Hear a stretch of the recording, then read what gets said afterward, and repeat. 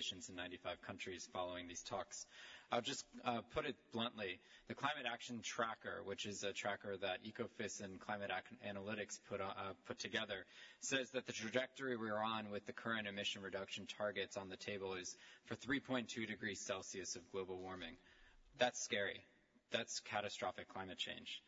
But on the other hand, UNEP has come out with a report recently that says that while we do have this gigaton gap, there are ways that we can fill it to reduce the gap between the emission reduction targets on the table and what we actually need, according to the science, to stay below 2 degrees or 1.5 if, as many say, is necessary.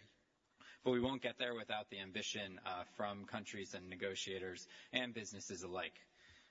Every day here at the negotiations, Climate Action Network puts on a Fossil of the Day ceremony where we call out the countries that are doing the most to block progress on the negotiations. We wish we didn't have to give these awards, but unfortunately they're still warranted.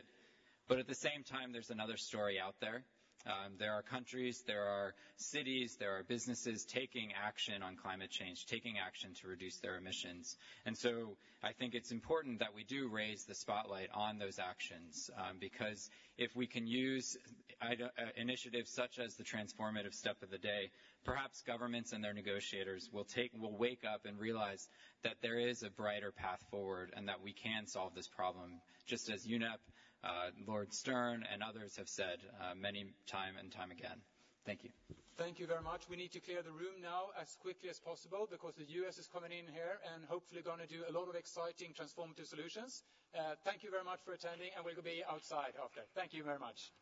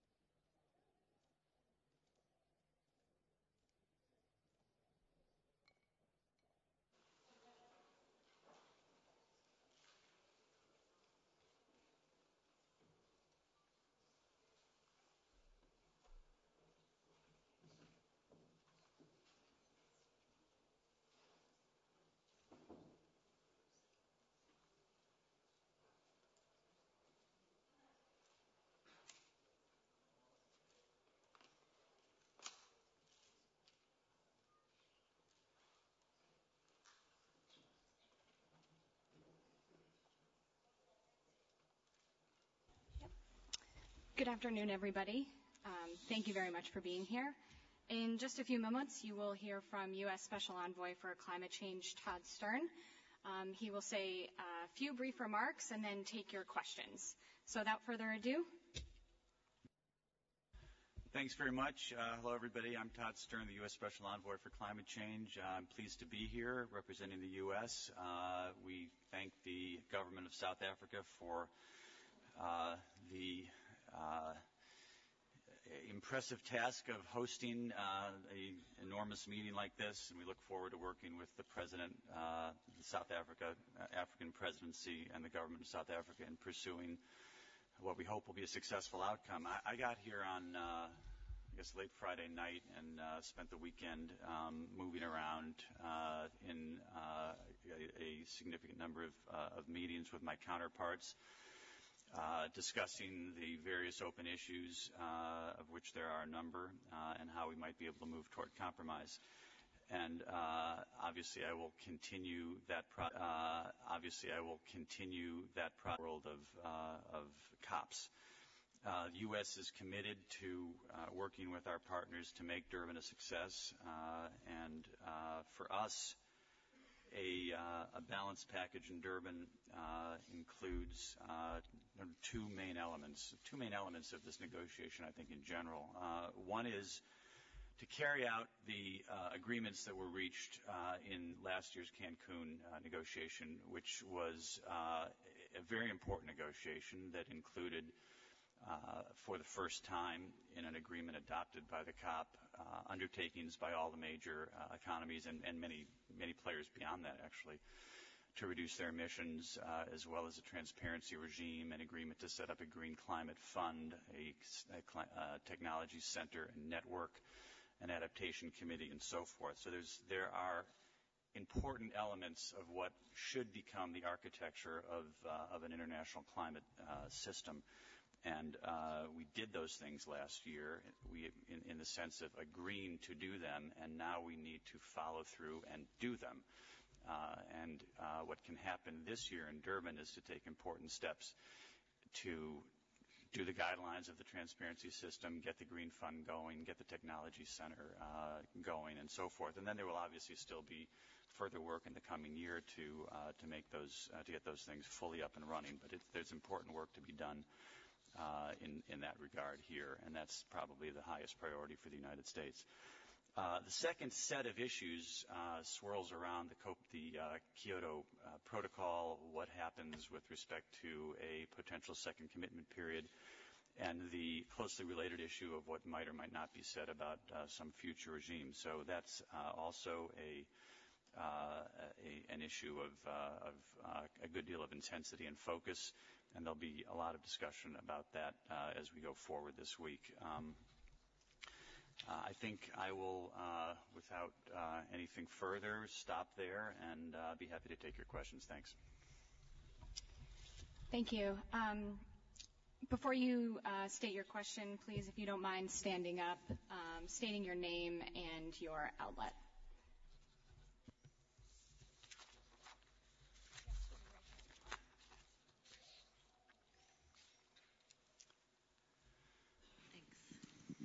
Hi, thank you. Lisa Friedman from Climate Wire. Hi, Lisa. Thanks. I have a question about the U.S. domestic commitments. You and Jonathan have for 2 years now been saying that the U.S. stands by its commitment to its Copenhagen commitment, 17% below 2005 levels by 2020. There hasn't been yet any clear roadmap or explanation of how you intend to get there, especially in the absence of U.S.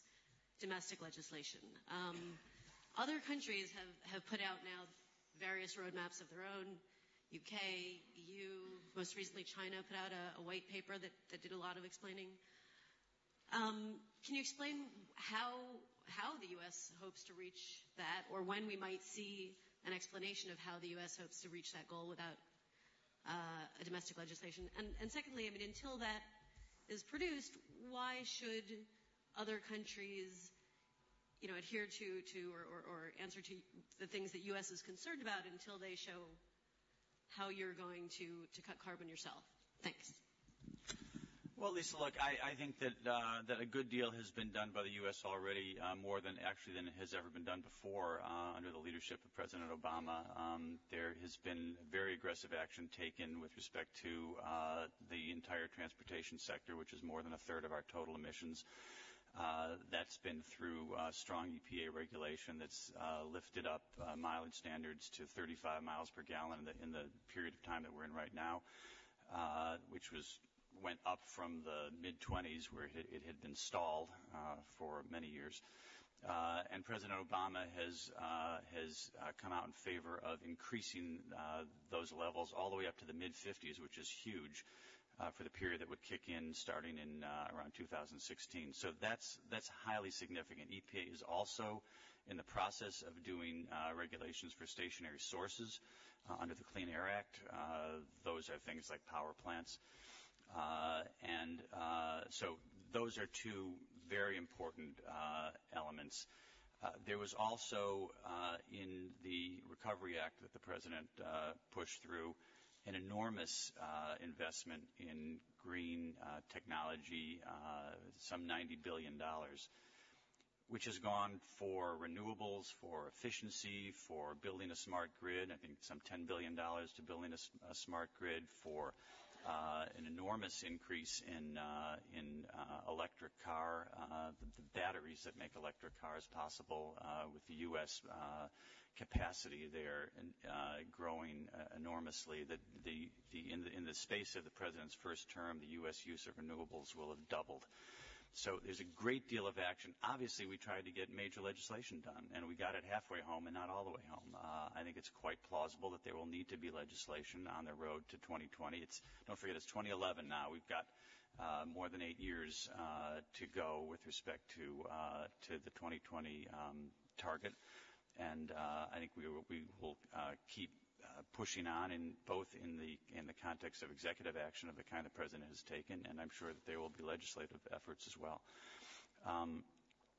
You ask why should I don't think anybody is adhering to what the U.S. is saying. We're having a negotiation, and the U.S. has been I would say a very important player in the negotiations in the last 2 years. I think we are trying to help move this negotiation into a paradigm that makes sense for the future, and we're going to continue doing that. And I think the U.S. is a big player, and there are a lot of other big players, and there's a lot of small players who are very important. So I think that negotiation will continue. Thanks. Yes, gentleman in the fourth row, light shirt. Hi, John Broder with the New York Times. Todd, over the weekend, Minister Xi of China said and repeated again this morning that China was willing to enter into a binding international treaty on climate after 2020 if 5 conditions were met. I think you're familiar with the 5. Do you consider this a step forward, a step back, or a step sideways for China? Well, I haven't talked with Mr. Xi about this yet. I'm going to be talking to him tomorrow morning. So I don't want to flatly categorize it because I need to talk to him directly. This is what I would say generally about a legally binding agreement. What matters in order for there to be a legally binding agreement at such time as that might happen, whenever that may be, it's going to be absolutely critical that all the major players, and China obviously is one of them. At this point, China is 70% larger than the United States in carbon from energy, which is not everything, but it's most of greenhouse gases, and rising rapidly, which is just a testament to their extraordinary economy. No criticism, it's just a fact. So in order for there to be a legally binding agreement that makes sense, all the major players are going to have to be in with obligations, with commitments that have the same legal force. It doesn't mean they have to be exactly the same thing, but they have to apply with the same legal effect to all parties, and that means there's no conditionality. They're not conditional on receiving technology or financing. There's no trapdoors. There's nothing there's no Swiss cheese in this in that kind of an agreement.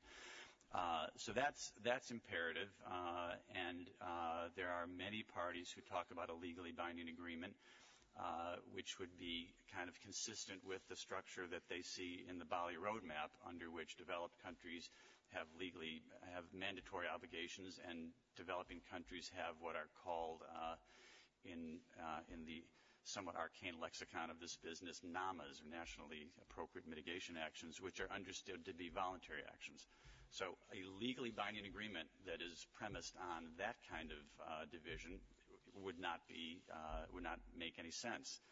So I don't know what he's saying yet, and I would be very happy to talk to him. I do know that certainly up until now, after having had a great many, virtually always quite cordial conversations with my good friend, China has not been willing to do the kind of legally binding agreement that I'm talking about. It would also, incidentally, any future legally binding agreement could not be premised on a 1992 division of countries. It just doesn't make any sense. The world has changed dramatically since 1992. So any kind of, to the extent that there is any division of countries in an agreement going forward, it would have to evolve dynamically to reflect the changes in economic and emissions growth over the years. So, I'll talk to him tomorrow. I'll let you know. Yes, woman in the back.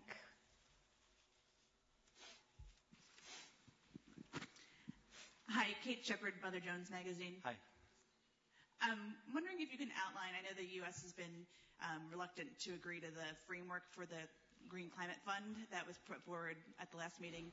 I'm wondering if you can outline some of the chief concerns and where you see that happening here, and sort of a level of commitment to moving that forward here, because that is such a huge part of the negotiation for a lot of countries. Sure, thanks a lot. So first let me say that the United States was one of the original proponents of the Green Climate Fund. It was proposed by President Calderon of Mexico, and pretty early in 2009, the U.S.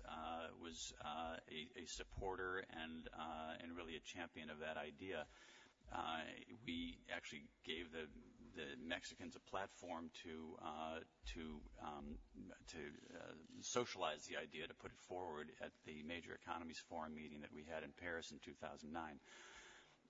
So we have always been very supportive of the process. We supported the agreement to set it up in Copenhagen and the reiteration of that agreement last year in Cancun, and have been an active participant in the process all during this year.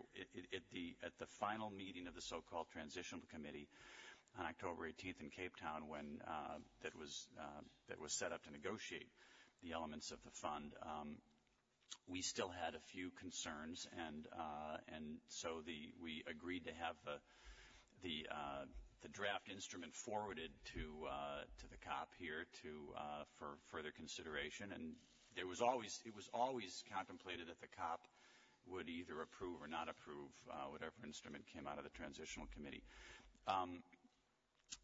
We have a few concerns that kind of fall into a couple of different categories. The main one has to do with the role of the COP with respect to the fund. Under the convention, I don't want to bore you with too many details, but under the convention, the financial mechanism works so that a fund like this is designed to be what's called an operating entity of the financial mechanism, and to operate under the guidance of, but not under the authority of, the COP. That's the way financial entities are supposed to work. That's the way the JEF, for example, works. And our main focus is that the Green Fund work that way. It's consistent with the convention, and it also gives it the greatest possibility of being successful. I mean, we want to see a green fund that's going to draw in a lot of capital from countries all over the world, including the United States.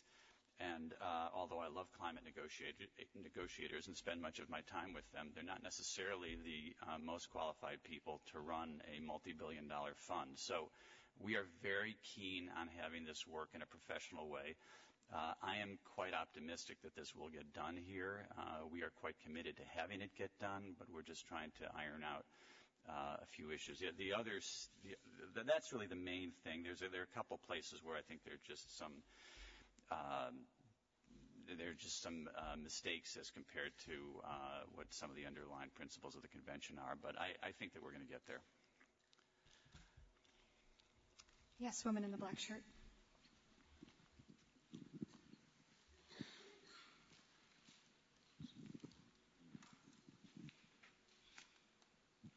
Kim Shipman from Bloomberg News. Hi, Kim.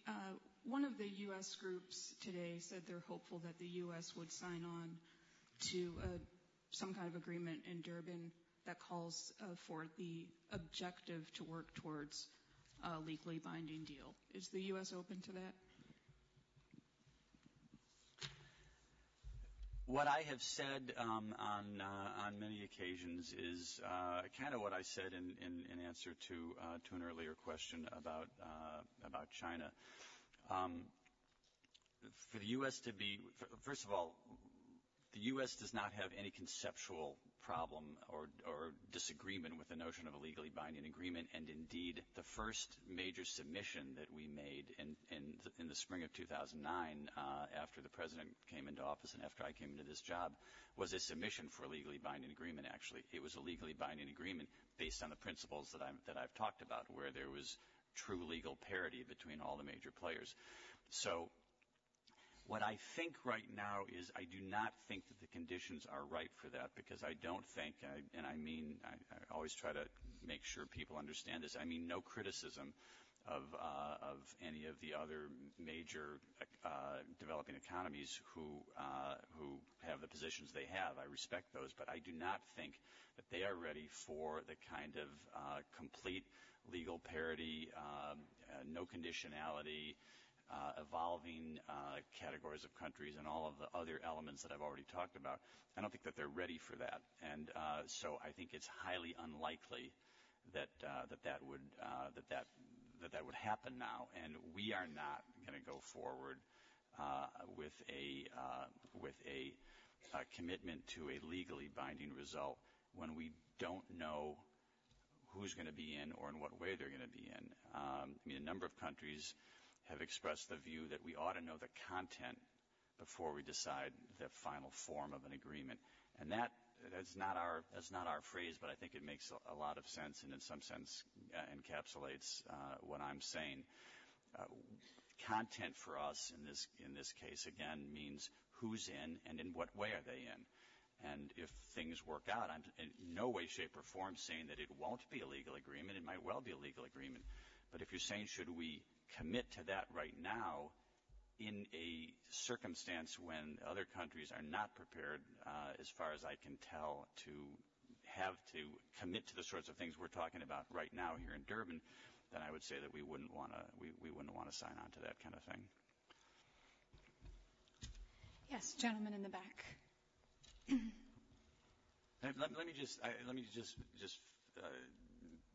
add one thing, though, to Kim's question, which is because I want to clarify something. There have been there are kind of two aspects to what the EU, who's kind of the chief proponent of this, has been talking about.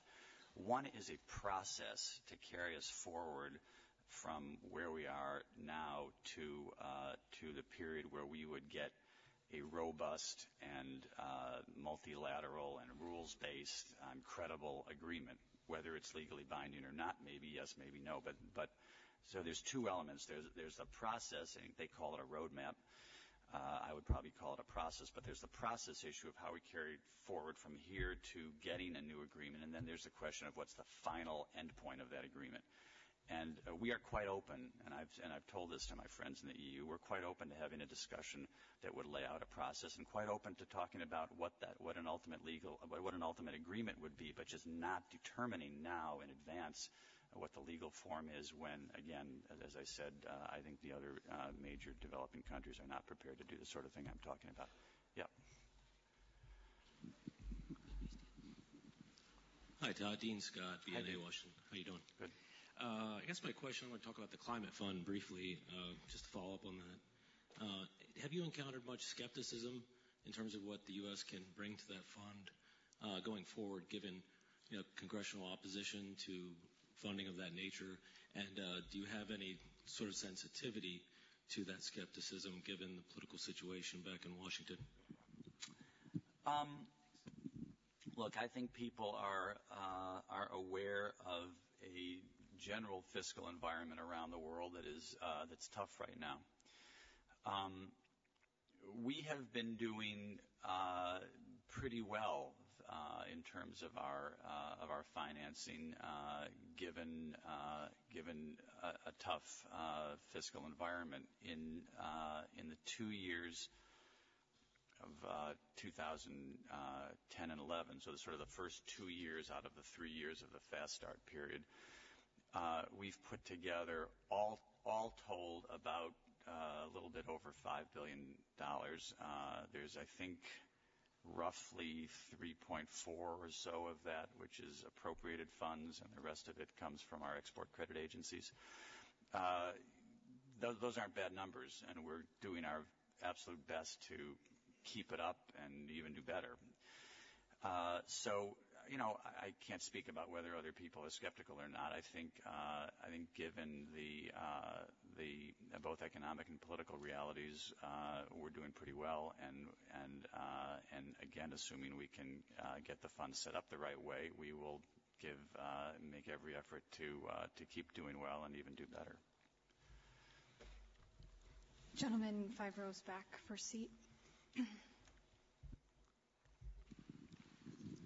Thank you. Chris Hawley from the Energy Daily. Hi, Chris. Hi, Todd. Following up on Lisa's question about the ability of the U.S. to meet its target of in the range of 17%, you've laid out the various actions the administration has taken. But to my knowledge, the administration has not yet undertaken, or certainly not released, any kind of analysis on the impact of these actions towards meeting the pledge. There have been several environmental groups who've taken a stab at this, but obviously the government figures are the ones all would prefer to rely on. So the question is, A, is there such an analysis? And if so, what's the percentage? And B, if not, when does the administration plan to make public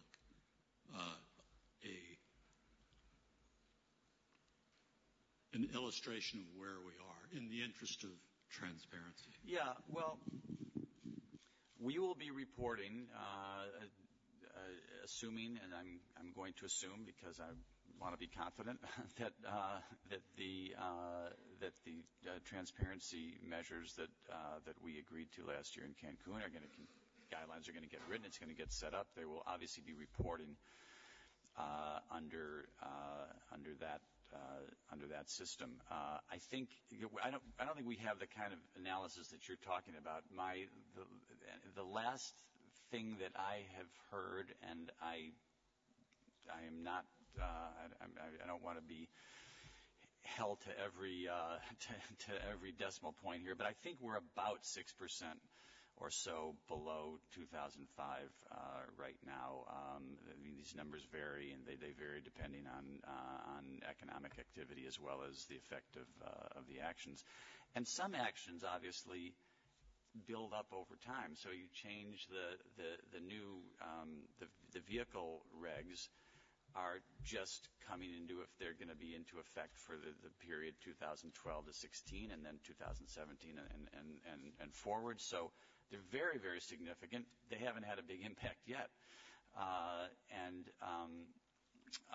So in any event, we don't have that kind of analysis. We will certainly be reporting. It will be part of what we need to be reporting on under the new transparency regime, which adds to the existing. There's a lot of existing reporting with respect to things like inventories, but the new reporting will require us to give account for how we are doing and implementing our target, and that will be true for the U.S. and everybody else, and also true for countries on the developing country side. So stay tuned, I guess. I think we have time for one more question. Gentleman right here in the front.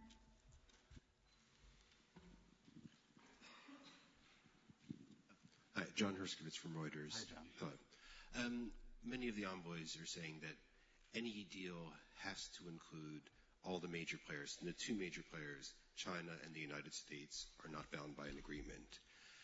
Are China and the United States at loggerheads, or is there common ground that should give us hope that we may see an agreement, a binding agreement that includes all the major emitters? So let me say two things about that. First of all, China and the U.S. are not at loggerheads at all. I actually think we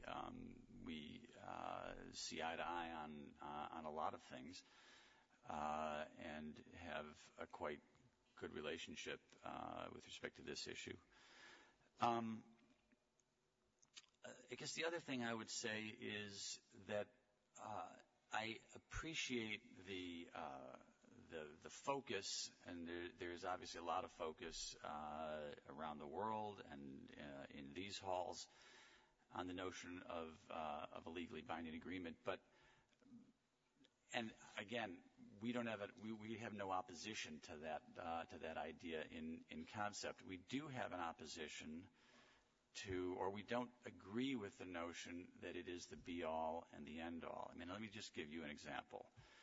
Kyoto Protocol, in its heyday, probably has covered 27, 28, something like that, high 20s% of global emissions. In terms of, we know Japan, Canada, and Russia are not going to re-up for a second period, and there may be other players who don't re-up as well. So if, on the assumption that the EU and a few others do, you will probably have Kyoto as a legal instrument covering about 15% of global emissions. Cancun has commitments from countries covering more than 85% of global emissions.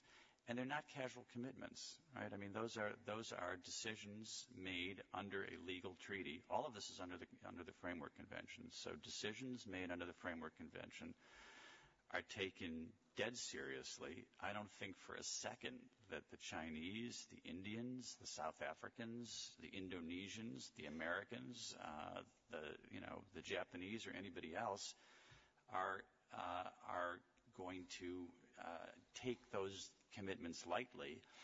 So it would at the right time be a good idea, or could be a good idea to have a legally binding agreement. But I think there is an excess of focus on that as the be all and end all. What matters, I mean, I'm reminded of a comment that a delegate from a small island state, developing country, made at one of our major economies meetings. At all of these meetings, we always invite a number of other countries to participate who are not, quote, majors. And this delegate from a low-lying state with facing a lot of risk, raised his hand and said, "Look, it's fine to have a discussion about legally binding, but legally binding is a means to an end. And if it's not the best means to an end, then we have to find a different means to the end. But the end is to take action that reduces emissions." And so again, we don't have any disagreement with the concept of legally binding, but I would focus on the imperative of taking real action. I think that's happening now. I think China is in the game.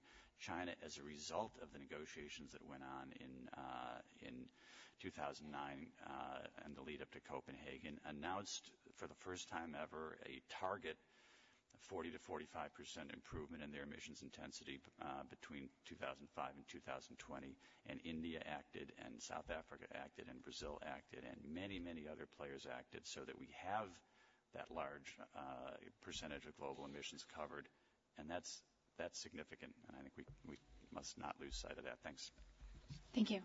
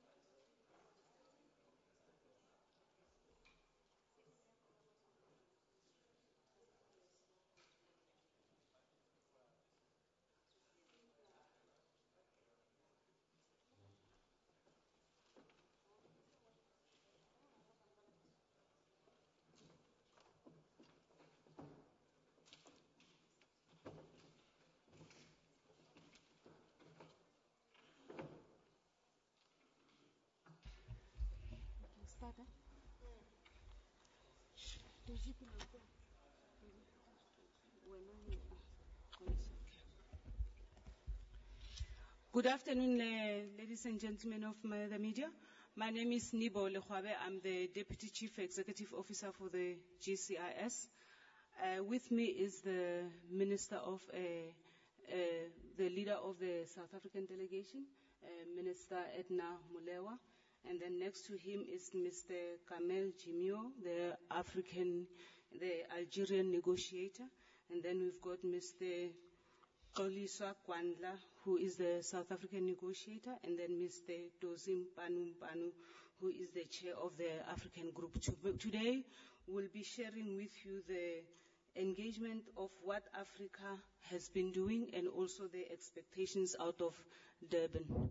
Over to the Minister. Thank you very much, Mr. Neo. Ladies and gentlemen from the media, thank you very much and good afternoon. We have always used this slot as South Africa to brief the media and indeed the entire population regarding the processes of engagement and even substance, how things are going. We took a week long of those discussions last week, as you know. We're now being joined by the ministers, and high-level discussions are starting tomorrow, but real negotiations have started today by our officials and the negotiating team as technocrats. Yesterday, we had a meeting of the AMSEN, which is the African Ministers' Council on Environment, and that is actually chaired by our colleague, Minister Sangari from Mali, who is unfortunately not able to be with us here today, but also co-chaired by Algeria as part of the coordination arrangements as made on the African continent. There are coordinators at negotiators level. The Democratic Republic of Congo, DRC. It sounds good when you say DRC. DRC Tosi is our chief negotiator of the continental team, Africa Group, and assisted by, the person is not here, but I think it's okay. Tosi is here as a chief negotiator. So we thought that our chief negotiators should actually share with ourselves as media and the public about the African position. We did inform you previously that the African continent and the group Africa is actually one of the groups that negotiates and actually speaks with one voice. And arising from yesterday's discussion, of a whole day discussion actually, of a meeting of ministers, we are ready, we believe, to actually inform yourselves about the Africa position and how we intend to deal with that progress from a substantive level in terms of negotiations. So I'm going to then ask the team leader first, Tosi, who will be assisted by Algeria, to brief you, ladies and gentlemen from the media, just to talk about the Africa position. But as I do so, I'm also just going to ask for your pardon to really just dash. I'm going to be meeting another meeting of a group of ministers that's meeting just across the street. They started 15 minutes ago. So I think I'm leaving you in good hands. In case there's anything, I think we can be able also to just reach one another telephonically if there's anything to clarify from South Africa's point of view. But besides, Xolisa Ngwandla is here. Xolisa is our second in charge in terms of the South African team of negotiators. So they are together here with Neo from the GCIS. Thank you very much, ladies and gentlemen from the media. I'm just coming to do that introduction and departing. Thank you, thank you. Thank you, Minister. Mr. Tosi?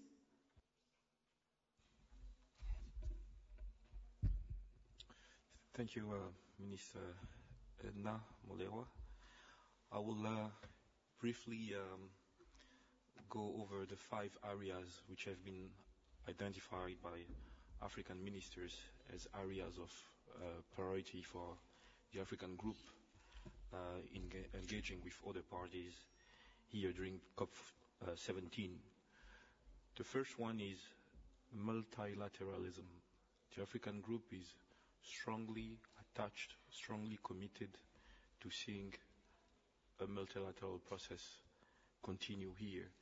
We believe that it is that process that can ensure Africa that all its needs are catered for. We know that many parties view this process as being one that is mainly aimed at undertaking mitigation action. Africa is actually of the view that you have to go beyond mitigation and look at various other areas. And multilateralism is the one process that will allow us to reach all those objectives. We want the transparency, the inclusiveness of the multilateral process. So this is the first element. The second area of importance for us is the Kyoto Protocol. The African group doesn't want COP17, that has been coined as the African COP, to be the graveyard of the Kyoto Protocol. For us, we want the Kyoto Protocol to continue. We want a second and subsequent commitment periods of the Kyoto Protocol. The third area of importance for the African group is adaptation. We have to remember that Africa as a whole accounts for about 4% of global greenhouse gases emissions. Thus, Africa is the smallest contributors to this climate change phenomenon, yet Africa is the most vulnerable continent to the adverse effect of climate change. So it is very important for us that we are unable to adapt to this effect of climate change to which we have barely contributed. So adaptation is one of the overriding priorities of the African group. The fourth area of importance for the African group is one of means of implementation. Africa is willing to undertake its share to resolve this issue of climate change. We can do mitigation actions, granted that those are supported by finance, by capacity building and technology transfer. So for us, it is important that means of implementation are sufficient to allow us to cope with climate change. The fifth element is the operationalization of all the institutions from Cancun and even further institutions that arise from the Bali Action Plan. It is important for us that we leave Durban not with empty shells, but with strong institutions that can allow us to deal actively with this climate change phenomenon. We want institutions such as the Green Climate Fund to really take form here when we leave Durban. We want more clarity on the Adaptation Committee. I believe the Technology Executive Committee is already convening and working, but we do want those institutions contained in Decision 1CP16 and other decisions from prior COPs to actually be implemented. So those are 5 areas of that constitute priorities for our group. At this point, I will give back the floor to the moderator, who will then ask my colleagues to complete me. And I will come back once we start the Q&A session. Thank you. Thanks, Mr. Tosi. That is the presentations. We can now take questions. Just to say that as people raise their questions, please identify yourself, and for the cameras, would appreciate if people can just stand up. 1, 2, 3. Number 1. Okay.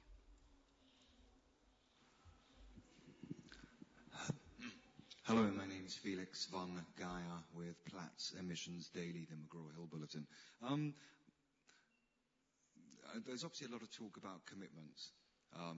Basically, Canada, Japan, Russia saying we're not going to make commitments if we don't get major emitters committing. I'm just thinking, are the African countries going to actually just close the carbon leakage debate and do something really radical, like say you're going to go for sector-based targets where basically you cap the energy content against the carbon content of fuel as it comes to market? That way you could probably actually get an international standard. Any thoughts? I'm very welcome.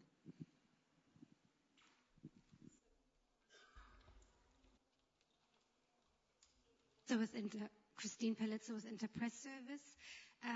Could you just clarify or give us an update on the latest position of South Africa on if you're willing to eventually commit to legally binding commitment on carbon emissions by 2020 or even before then? Thanks.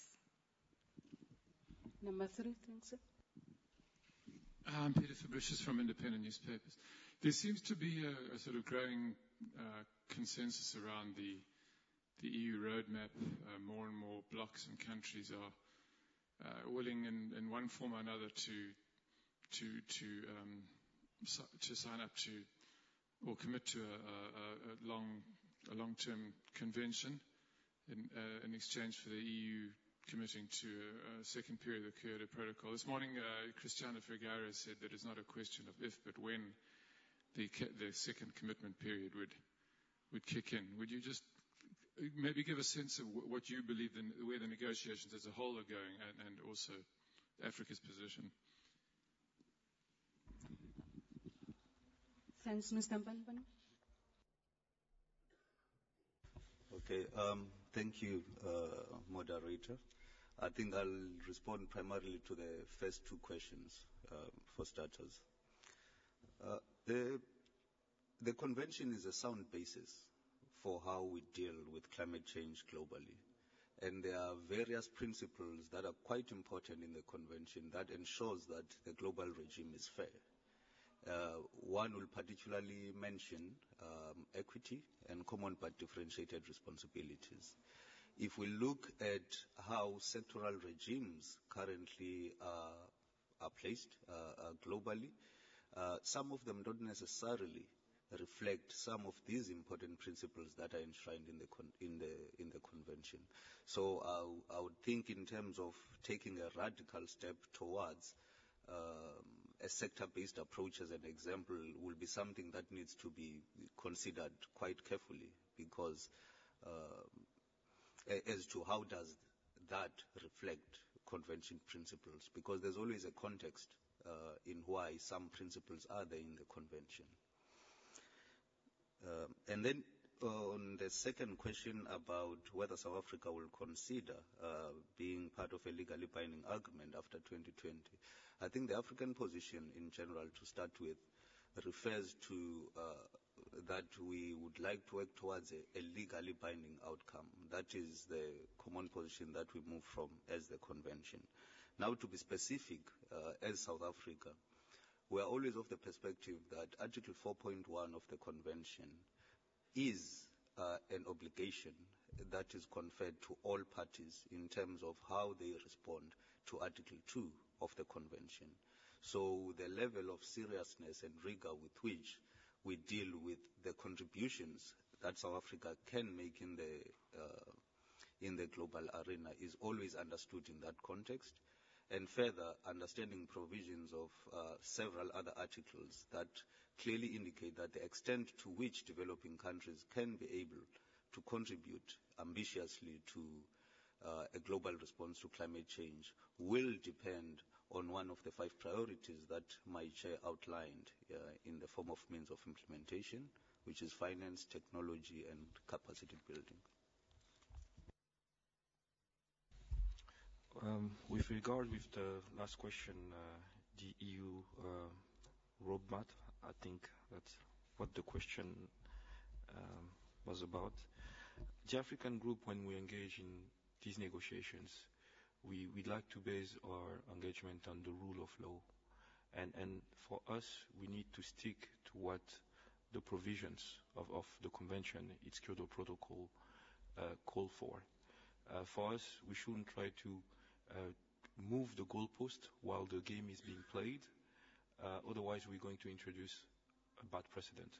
So for us, the EU can only move towards a second commitment period of the Kyoto Protocol, because this is what they've ratified. They've ratified a Kyoto Protocol that implies going into a second commitment period. So it is just a matter of respecting what they've agreed to before. I believe that we are strongly attached to the rule-based, principled approach, and we expect all our partners to follow it. And I must say that the EU has historically been a trustworthy partner of the African group. The EU, when the Kyoto Protocol was signed by major developed countries, one of those countries decided not to ratify it. The EU went into ratification anyway. They did what was right. They did what was asked by this convention. So we believe that the EU and the African group have many, many issues in common. We need to look at how to focus on the interest of the two groups. We understand that they want to go into a second commitment period, given certain conditionalities. We want a second commitment period, so we're willing to undertake some discussions with them.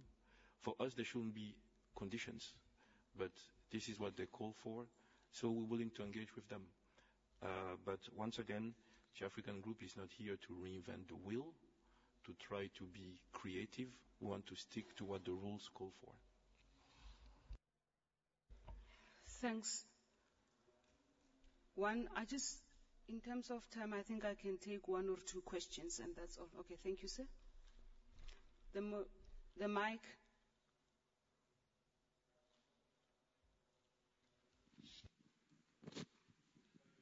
Andre Leroux of Media 24.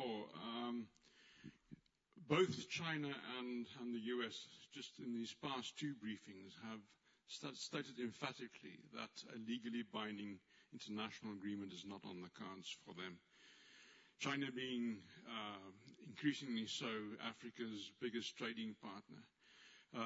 What does that mean for Africa? What is Africa's position and China's position, also within the China plus G77, mean to the African position, and also particularly to the South African position? Thank you very much.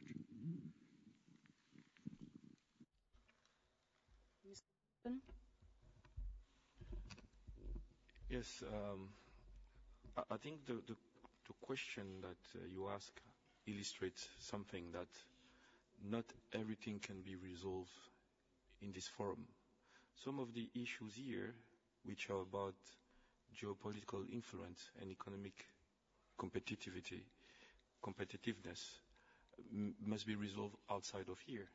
Here we want to deal with climate, with the fate of 1 billion Africans who have not contributed to this issue, and we want everybody to do what's right.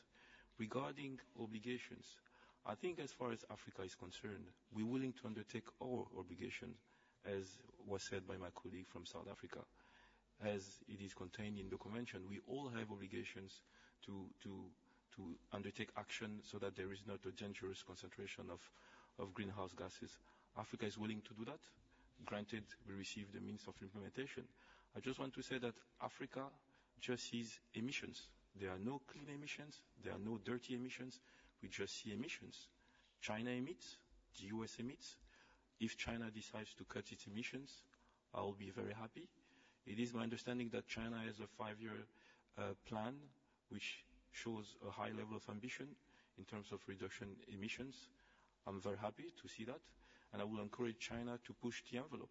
So I'm not trying to reinvent the convention. The convention says that there are differentiated responsibility based on the historic emissions. When I look at the atmosphere, I see many molecules which have the US written on them.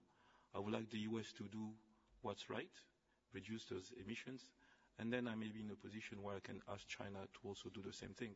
But today, based on the rule of law, developed countries have a responsibility, and developing countries have one also, which consists of undertaking actions which are voluntary and which needs to be supported. So regarding what China and the US have said, there's not more I can say. I can just talk on behalf of the African group, and the African group really wants to see us leaving Durban with an outcome which is ambitious and which keeps the 1 billion Africans safer.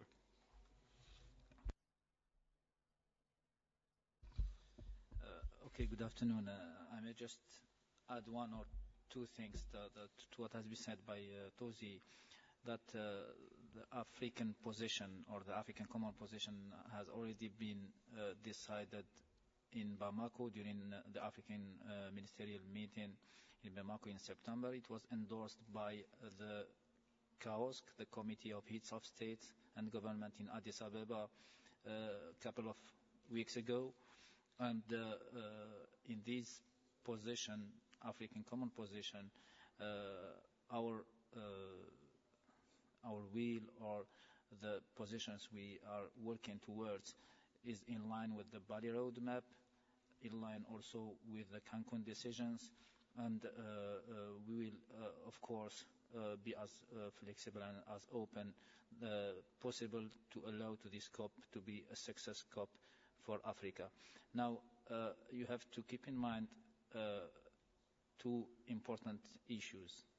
The first one, both of them were already said, but let me just be more precise on the issue of historical responsibility and the principles of the convention that are very important, and I'm not sure that we are in position to rewrite now the convention or its principles or provisions. The second issue,